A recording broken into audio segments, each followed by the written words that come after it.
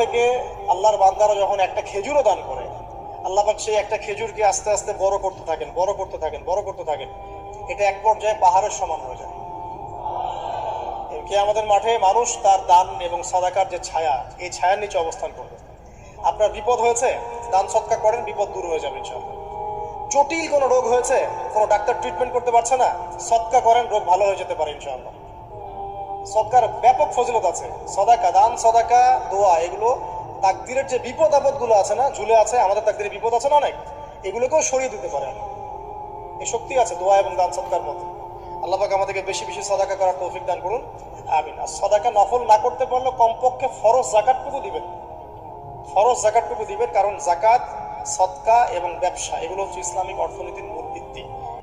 সদকা করা, সদকা, দান সদাকা আল্লাহর কাছে খুব বেশি পছন্দের। দান সদকা করার জন্য সম্পদ লাগে না, আমার কথা শোনেন।